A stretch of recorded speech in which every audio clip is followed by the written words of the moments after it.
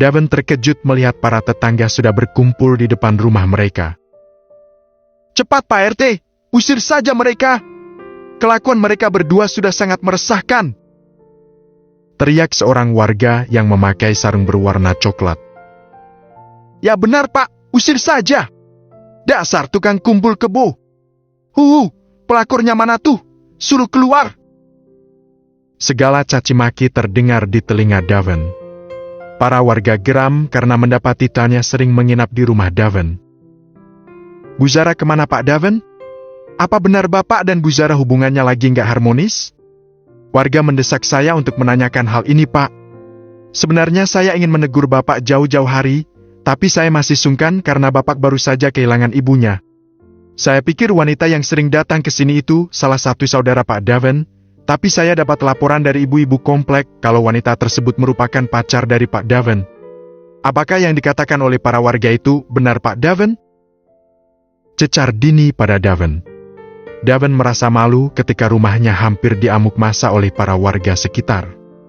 Dia selama ini terlalu cuek dan tidak memikirkan akibatnya. "Pak, tolong para warga suruh pulang dulu ke rumah mereka. Saya akan bertanggung jawab dengan kegaduhan yang saya perbuat malam ini. Sebelumnya saya minta maaf Pak Dini," kata Daven memohon pada ketuartnya. Baik. Biar saya suruh mereka untuk pulang terlebih dahulu," ujar Dini masih berbaik hati dengan Daven. Dini menyuruh para warga untuk pulang ke rumah mereka masing-masing. Dini juga berjanji kasus seperti ini tidak akan terulangi lagi di kawasan RT mereka. Dengan arahan Dini, para warga akhirnya mau membubarkan diri meskipun masih ada beberapa warga yang kesal dan mengatai Daven dengan kalimat kasar. Selepas kepergian para warga, Daven mempersilahkan Dini untuk masuk ke dalam rumahnya. Selama ini Daven memang tidak pernah menceritakan masalah rumah tangganya kepada siapapun. "Astagfirullah, pantas saja selama beberapa minggu ini saya tidak pernah melihat Bu Zara lagi di rumah ini. Saya ikut sedih Pak dengernya," kata Dini yang saat ini sudah mengetahui proses perceraian Zara dengan Daven. "Maafkan saya Pak Dini. Saya sudah bikin gaduh warga dan tidak memikirkan akibatnya. Sekarang saya sadar kalau apa yang sudah saya lakukan ini sudah sangat fatal," ucap Daven sangat menyesal. "Ya sudah Pak Daven, nasi sudah menjadi bubur. Mungkin ini juga menjadi pelajaran untuk Pak Daven ke depannya. Sebelum bertindak kita harus memikirkan matang-matang kembali Pak," pesan Dini pada warganya itu. Dini yang mendengar semua cerita Daven sekarang menjadi paham. Pantas saja Tanya selalu datang ke rumah Daven dan menginap di rumah tersebut. Rupanya Daven dan Zara memang sedang dalam proses perceraian. Mengenai kehamilan Tanya, tolong Pak Dini saja yang tahu. Saya khawatir kalau warga juga ikut mengucilkan anak yang sedang dikandung oleh Tanya, pesan Daven pada Dini. "Baik Pak Daven, saya janji tidak akan membahas masalah itu dengan warga sekitar. Saya hanya akan menyampaikan jika wanita yang sering kesini itu calon istri Pak Daven yang baru," jawab Dini. "Pak, ada satu hal lagi yang ingin saya sampaikan pada Bapak," sambung Dini sedikit ragu saat ingin menyampaikan hal itu. Pagi ini Tari tidak sendirian untuk berjemur di bawah matahari.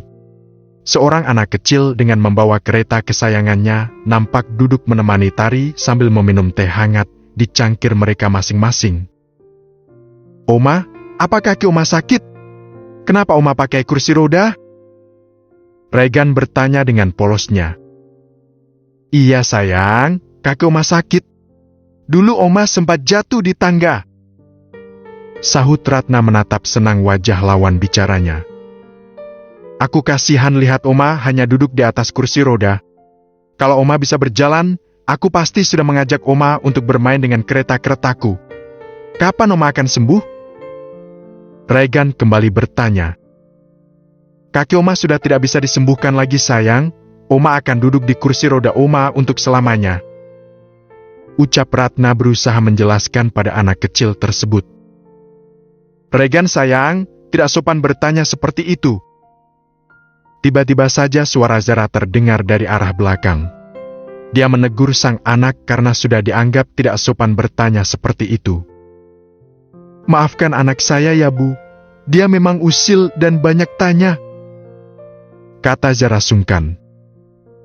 "Tidak apa-apa, namanya juga anak-anak." Ratna tersenyum menyambut kedatangan Zara di halaman rumahnya. "Bagaimana semalam? Apa Yuda jadi mengajakmu makan malam di tempat spesial?" Sambung Ratna kembali. Zara mengangguk pelan, padahal semalam dia dan Yuda tidak jadi makan malam karena bertemu dengan Daven di wastrand yang sama. "Apa dia mengatakan sesuatu padamu?" Ratna kembali bertanya dan berhasil membuat Zara menjadi kikuk. "Iya ada Bu, soal pekerjaan di kantor. Sepertinya Yuda ingin saya segera bekerja dan menjadi sekretarisnya," jawab Zara beralasan. "Oh, bagus. Lebih cepat lebih baik. Yuda memang sangat membutuhkan sekretaris sepertimu, Zara," ucap Ratna terus saja tersenyum ke arah Zara dan Regan secara bergantian. Di saat mereka sedang asik mengobrol, Yuda yang saat itu sudah siap berangkat bekerja lantas berpamitan pada ibunya. "Aku berangkat ke kantor dulu ya Bu, jangan telat minum obatnya," pesan Yuda lalu mencium punggung tangan sang ibu. "Regan, baik-baik di rumah Om Yuda ya. Ibu biar kerja dulu, nanti kalau sudah pulang bekerja Om dan Ibu akan bawakan banyak mainan kereta untukmu." Yuda nampak merayu Regan agar mau berpisah dengan ibunya sebentar. Hari ini merupakan hari pertama Zara akan bekerja di kantor Yuda. Mau tidak mau, Zara harus tega meninggalkan Regan untuk bekerja sementara waktu. "Om Yuda benar sayang. Ibu kerja dulu ya. Kamu di rumah dulu sama Mbak Sita, kalau Regan kangen sama ibu, nanti Regan bisa minta tolong teleponin ibu ke Mbak Sita. Oke?" Zara juga berusaha meyakinkan sang anak agar tidak rewel saat dia sedang bekerja. "Oke, hati-hati ya ibu." Regan melambaikan tangan ke arah Yuda dan Zara. Sebelum mereka benar-benar pergi ke kantor, Zara juga sempat berpamitan pada Ratna. Bagaimanapun juga selama 2 hari ini, Zara dan Regan sudah diperlakukan baik oleh Ratna dan semua penghuni yang berada di dalam rumah besar tersebut. Zara juga harus bersikap baik dan menghormati Ratna. Di perjalanan, Zara dan Yuda saling diam membisu. Tidak ada obrolan ringan yang terjadi di dalam mobil berwarna hitam tersebut. Mungkin Zara juga masih canggung dengan kejadian semalam. Panggil Yuda akhirnya. "Apa?" Zara menjawab tanpa menoleh ke arah Yuda yang sedang fokus pada kemudinya. "Aku minta maaf soal kejadian tadi malam. Aku harap kamu tidak berpikiran yang macam-macam padaku. Hal itu aku lakukan dengan spontan karena aku memang ingin kamu menjadi istriku.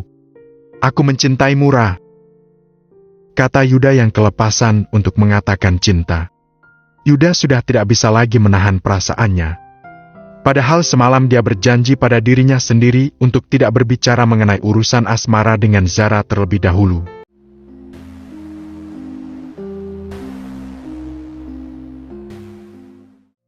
Pagi-pagi sekali Daven sudah sibuk merapikan semua barang berharganya ke dalam koper dan tas berukuran besar.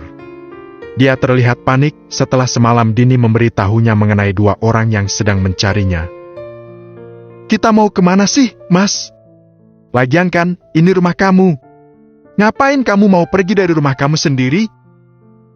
Tanya terus saja bertanya pada Daven karena sejak tadi pagi pertanyaannya belum juga dijawab. "Kalau kamu mau aman, ayo, sekarang ikut aku. Jangan banyak tanya dulu, Tan." Jaket Daven masih terus memegangi beberapa barang miliknya. Hingga tiba di mana saat semua barang berharga milik Daven sudah siap untuk dibawanya pergi. Daven berjalan cepat ke mobil sambil menggandeng tangan Tanya. "Lepasin! Kita mau kemana?" Sentak Tanya menahan Daven untuk tidak pergi dari rumah tersebut. "Aku lagi dicari sama orang Banten. Aku nggak mau kalau sampai disuruh bayar semua hutang-hutang aku selama ini. Aku belum cukup uang untuk melunasinya sekarang," kata Daven menjelaskan. "What? Hutang? Memangnya kamu punya hutang berapa sampai kamu mau kabur dari rumah kamu sendiri, Mas?" Selama ini Tanya memang tidak tahu menahu mengenai hutang piutang kekasihnya tersebut. Yang Tanya tahu hanya sosok Daven yang roal pada dirinya. "Udah jangan banyak tanya. Ayo cepetan ikut aku," kata Daven lalu pergi meninggalkan rumah miliknya begitu saja. Daven sangat panik, jika saja orang bank berhasil menemukannya, pasti semua tabungan di dalam rekening miliknya akan terkuras habis. Saat masih menjadi suami Zara, Daven seringkali diam-diam berhutang pada bank dengan nominal yang tidak sedikit. Hal itu dia lakukan demi bisa memanjakan selingkuhannya. Tanya, "Kenapa kamu gak pernah cerita sama aku soal masalah ini sih, Mas? Kamu hutang banyak untuk apa? Jangan-jangan ada wanita lain selain aku ya?" cecar Tanya pada Daven. "Jangan menuduh sembarangan, Tan. Bukankah selama ini kamu tahu kalau cuma main gila sama kamu aja? Mana mungkin aku ada wanita lain, Tan?" ucap Daven membelah diri. "Terus uang itu buat apa? Bukannya gaji kamu gede ya? Kenapa mesti hutang segala sih, Mas? Bikin beban aja," protes Tanya kesal. Daven menghela napas berat. Akhirnya apa yang ditakutkan selama ini terjadi juga. Tanya sudah mengetahui masalah hutang, dan tentunya dia tidak akan berhenti berbicara sebelum mulutnya benar-benar lelah. Daven lebih milih diam dan fokus pada kemudinya saja. Pikirannya sedang runyam, fisiknya juga sudah mulai lelah karena sejak kemarin dia terus saja mengeluarkan banyak tenaga untuk mencari pekerjaan. "Terserah kamu lah, Mas. Capek aku ngomong dari tadi, tapi respon kamu cuma datar," kata Tanya lalu membuang muka ke arah luar. Entah kemana tujuan Daven dan Tanya saat ini. Mobil mereka terus melaju tanpa arah tujuan. Daven kembali lagi dihadapkan dengan sebuah musibah yang membuatnya semakin tersadar jika akar dari semua masalah ada pada sikap buruknya terhadap Zara. Jika saja Daven memperlakukan istrinya dengan layak, mungkin Daven tidak akan menanggung beban seberat ini. Hanya demi menyenangkan selingkuhannya, Daven rela berhutang banyak dan menodai pernikahan sucinya dengan Zara. Rumah hasil dari bekerja selama ini terpaksa dijual pada salah seorang kenalannya. Rencananya setelah ini Daven dan Tanya akan tinggal di sebuah apartemen di Jakarta. Hal itu dia lakukan demi menghilangkan jejak dari penagih hutang. "Saya akan menghadiri rapat di kantor Jakarta Pusat. Selama saya pergi, tolong bantu sekretaris baru saya untuk mempelajari semua tugas yang biasa Bagas kerjakan," pesan Yuda pada seorang wanita di hadapannya. "Baik, Pak." Si wanita mengangguk dan bergegas masuk ke dalam ruang kerja bosnya.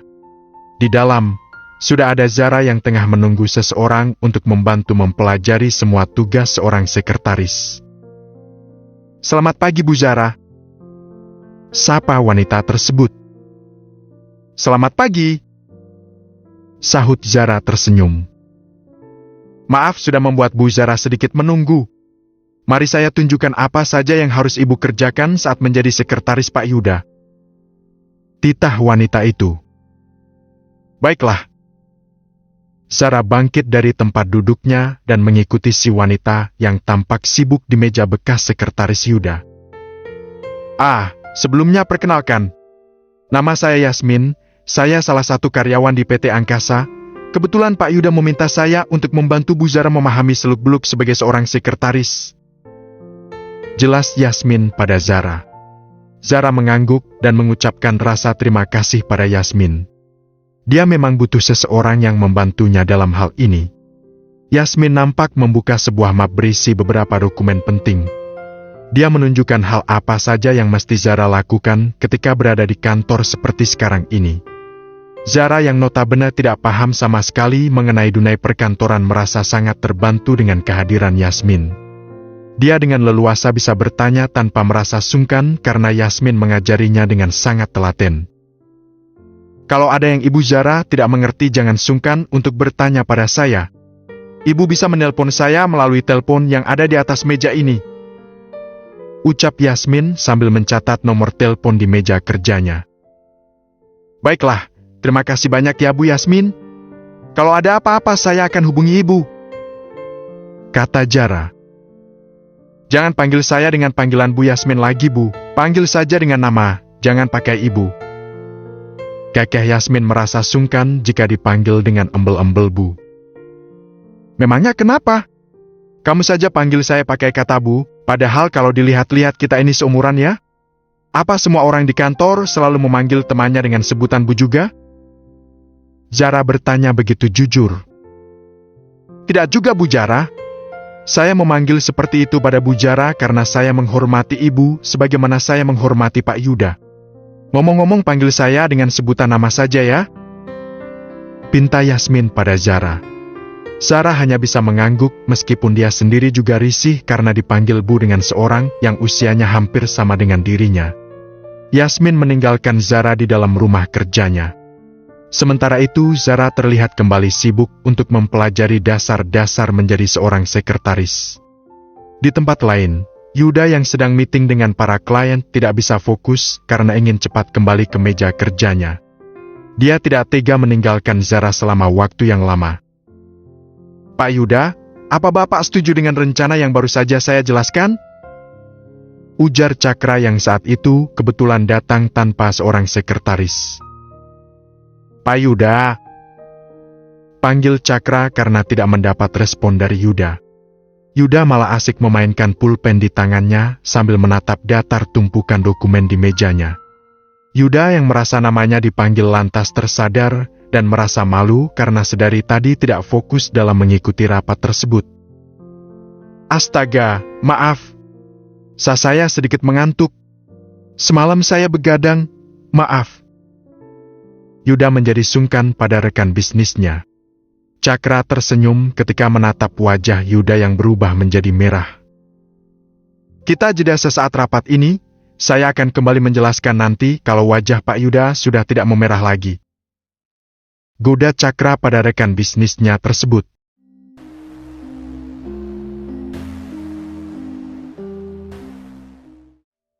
Sialan! Dia kabur lagi! Umpat seorang lelaki berbadan kekar. Terus gimana? Apa kita sita saja rumah ini? Kita tanya dulu sama orang-orang di sini kemana perginya si keparat itu. Usul lelaki bernama Rudi. Kedua lelaki tersebut nampak kembali menemui Dini. Kebetulan rumah Dini hanya berdampingan dengan rumah Daven. Waduh, padahal semalam saya masih sempat ngobrol sama Pak Daven. Tapi sepertinya dia sedang banyak masalah, Pak. Dia dan istrinya bercerai. Jelas Dini pada kedua lelaki tersebut. Kalau boleh tahu, sekarang istrinya kemana ya, Pak? Saya benar-benar kehilangan jejak saudara Daven. Awalnya saya merasa kasihan dan memberikan kelonggaran waktu saat mendengar ibunya meninggal. Tapi kalau seperti ini caranya, kesabaran saya sudah habis. Mau tidak mau Pak Daven harus melunasi semua hutang-hutangnya sekarang juga. Rudi berkacak pinggang seolah menunjukkan rasa kesalnya saat itu. Jika saja saat ini di hadapannya ada Daven, mungkin Rudi dan temannya susah menghajar Daven habis-habisan. Dini yang merasa kasihan dengan dua orang tersebut, lantas ikut membantu mencari keberadaan Zara sekarang.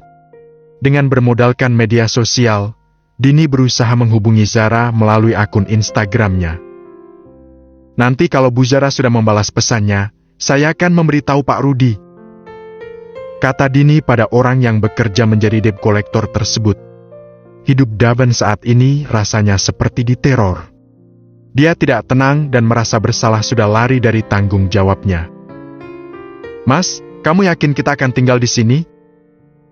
Tanya memastikan pada Daven yang terus saja berjalan memasuki ganggang sempit. Hingga mereka berdua sampai pada sebuah kontrakan 3 petak yang terletak di sebuah gang sempit.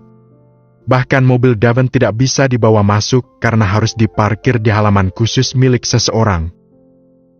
Sementara kita tinggal di sini dulu. Kalau kita tinggal di apartemen, bisa-bisa mereka menemukan kita dengan mudah. Kita bisa bersembunyi di kontrakan ini terlebih dahulu. Kasih aku waktu untuk mengumpulkan uang agar bisa melunasi semua hutang-hutangku. Tutur Daven pada Tanya. Tanya berdecak kesal karena hidupnya kembali dipertemukan dengan kontrakan 3 petak. Padahal, sebelumnya dia sudah sangat antusias akan tinggal di rumah mewah dan terbebas dari kontrakan 3 petak. Daven meletakkan semua barang bawaannya di dalam kamar kontrakan tersebut. Begitu juga dengan Tanya yang tetap membantu Daven merapikan semua barang-barangnya. Meskipun dengan perasaan kesal, Tanya masih tetap mau merapikan kontrakan baru mereka. Sudah, kamu tiduran saja di ruang depan. Kalau kamarnya sudah rapi nanti kamu pindah tidur di sini. Suruh Daven merasa tidak tega melihat Tanya yang tengah hamil ikut membersihkan kontrakan. Biar cepat kelar, Mas. Kalau cuma kamu yang beresin pasti sampai besok juga belum selesai. Ucap Tanya masih dengan nada jengkel. Ya sudah, terserah kamu. Daven akhirnya memilih bungkam dan tidak mau berdebat kembali dengan Tanya. Setelah beberapa saat sibuk dengan barang-barang mereka, Tanya dan Daven saling merebahkan badan untuk beristirahat. Aku lapar, Mas. Dari tadi belum makan. Ujar Tanya memegangi perutnya yang keroncongan. Aku keluar sebentar ya. Kamu mau makan apa? Tawar Daven pada Tanya. Kamu cariin ya. Pinta Tanya manja. Daven mengangguk dan lekas pergi mencari makan siang untuk mereka. Daven sudah tidak kaget lagi dengan menu pilihan Tanya yang terdengar mahal. Sudah menjadi kebiasaan Tanya untuk bergaya hidup mewah seperti itu. Mas, jangan lama-lama. Aku takut sendirian. Kata Tanya memohon. Iya, cuma sebentar. Sahut Daven lalu meraih kunci mobil di gantungan paku. Selepas kepergian Daven untuk mencari makan, Tanya hanya duduk termenung sambil meratapi nasibnya yang tidak jelas. Bayangan menjadi Nyonya Daven dan hidup mewah di dalam rumah besar sirna begitu saja. Tanya sendiri juga tidak menyangka jika Daven mempunyai hutang sebanyak itu pada sebuah bank. Untung saja aku masih punya uang pegangan. Kalau tidak, pasti sekarang aku bisa gila. Tanya mendengus kesal lalu kembali merebahkan tubuhnya. Seketika saja dia ingat dengan Zara yang saat ini keberadaannya entah di mana. Tanya menerka jika sekarang Zara sudah menjadi gembel di jalan dan tubuhnya kembali gemuk. Tanya bersyukur karena nasibnya tidak seburuk Zara. Meskipun tinggal di kontrakan tidak petak, setidaknya saat ini dia masih bersama lelaki yang sangat dicintainya. Seminggu berlalu sejak Zara bekerja di kantor Yuda. Selama itu juga dirinya dan Regan tinggal di rumah besar Yuda. Semakin hari Zara semakin sungkan karena dia selalu diperlakukan seperti majikan. Entah kenapa dia menjadi tidak nyaman dan ingin keluar dari zona tersebut. Oma Ratna kemana, Bu? Aku mau main kereta dengannya. Ucap Regan yang sekarang sudah menganggap Ratna sebagai omanya. Perlahan-lahan Zara juga sudah menjelaskan pada Regan jika Oma Tari sudah meninggal dan tidak akan kembali lagi untuk bermain dengannya. Sayang, Oma lagi istirahat di kamarnya. Kamu main sendiri saja sama Mbak Sita ya. Ibu mau bicara dulu dengan Om Yuda. Kata Zara kemudian meninggalkan Regan dengan Sita di kamar mereka. Beberapa menit yang lalu Zara mengirimkan pesan pada Yuda untuk berbicara empat mata di taman belakang rumah.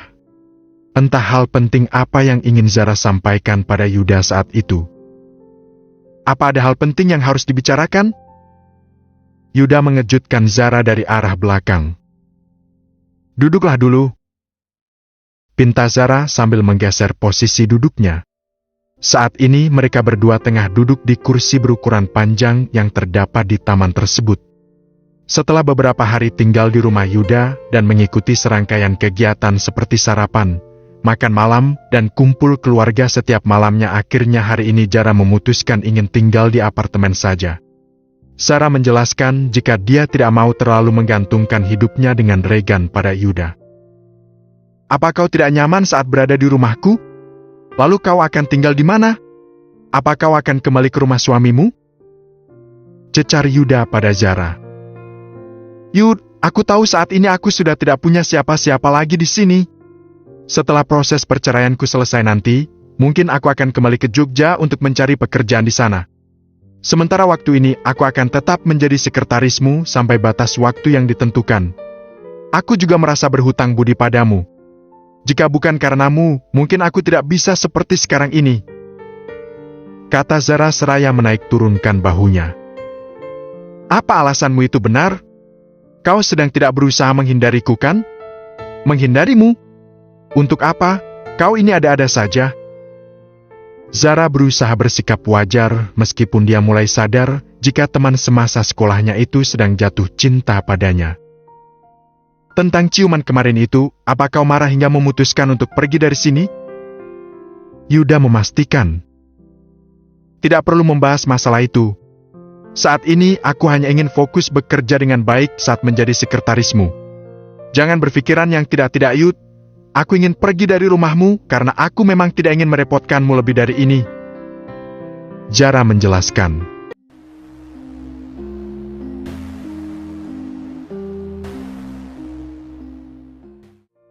Keesokan harinya Zara dan Regan benar-benar pergi dari rumah Yuda. Sebelum itu, Regan dan Zara berpamitan dengan Ratna dan berjanji akan sering mengunjungi rumah tersebut untuk sekedar bermain.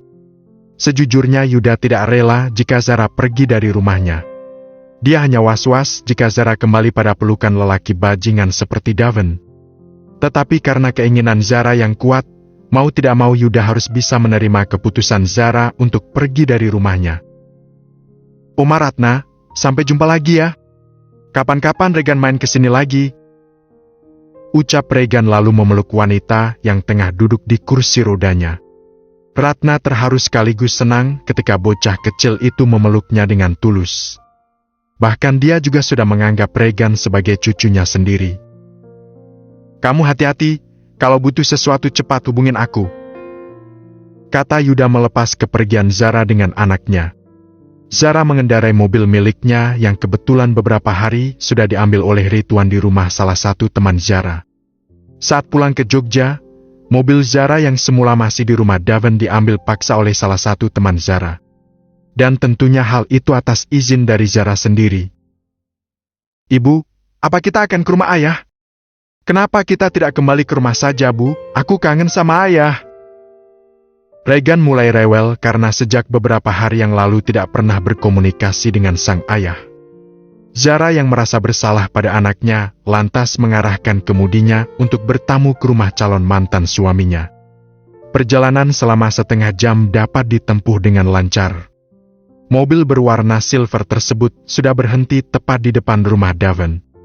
Belum sampai Zara dan Regan turun dari mobil, Zara melihat ada sesuatu yang aneh pada rumah itu. Sebuah papan besar bertuliskan rumah dijual terpampang di depan pagar rumah besar tersebut. Apa ini maksudnya?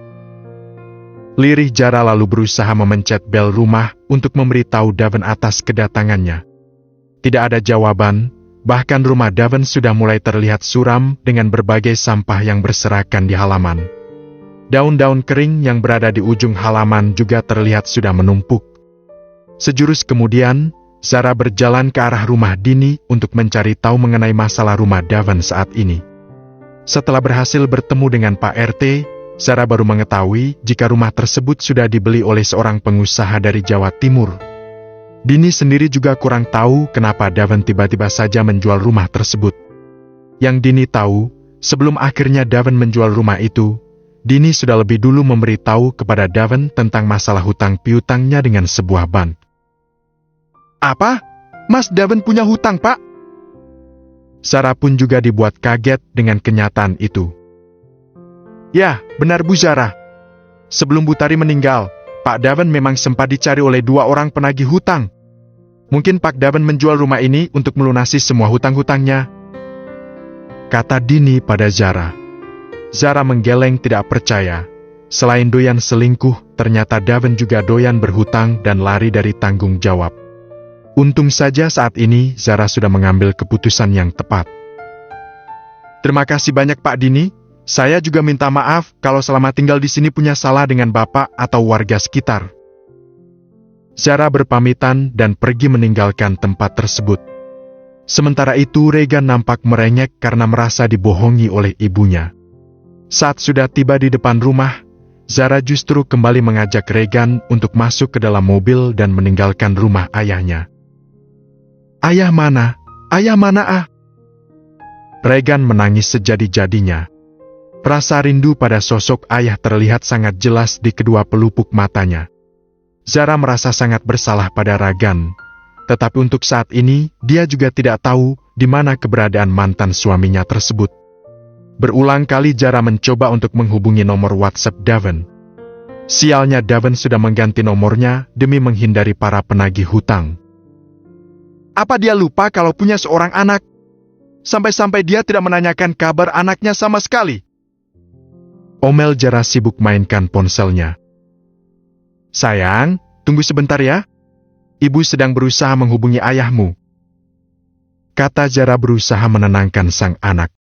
Bukannya tenang, justru Regan semakin menangis saat melihat mobil ibunya pergi menjauh dari rumah Devon. Hingga tiba di mana saat nomor baru terlihat sedang menelpon dirinya. Halo Ra, ini aku Devon. Sapa seorang lelaki dari arah seberang.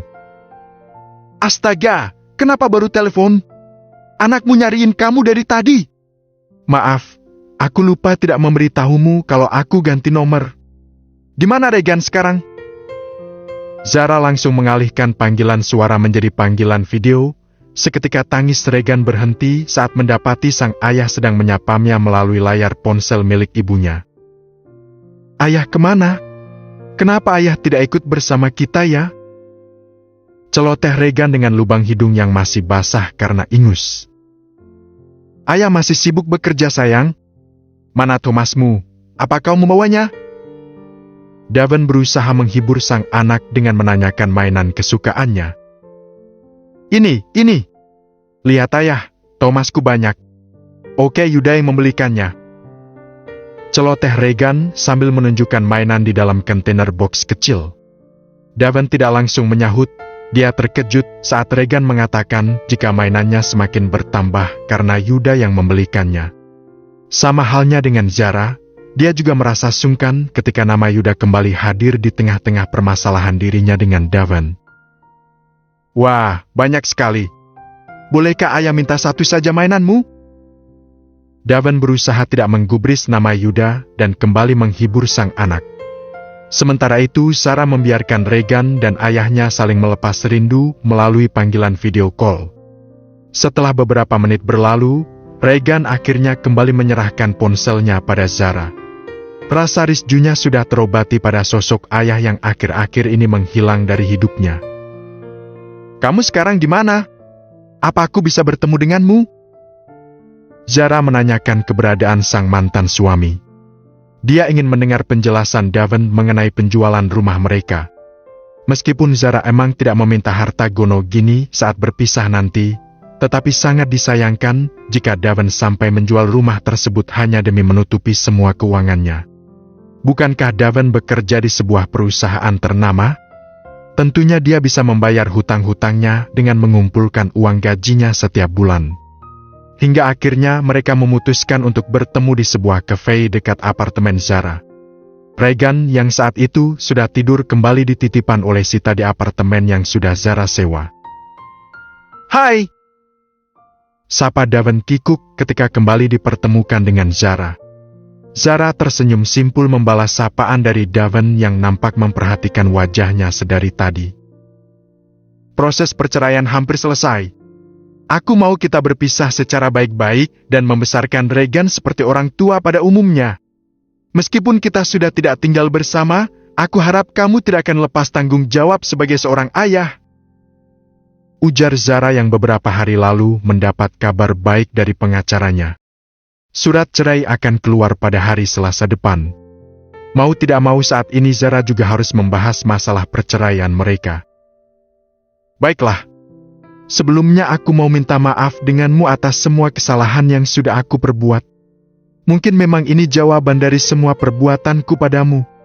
Aku dipecat dari kerjaan, aku kehilangan rumah, dan sekarang... Devon menatap sendu ke arah wanita yang semakin hari semakin terlihat cantik itu.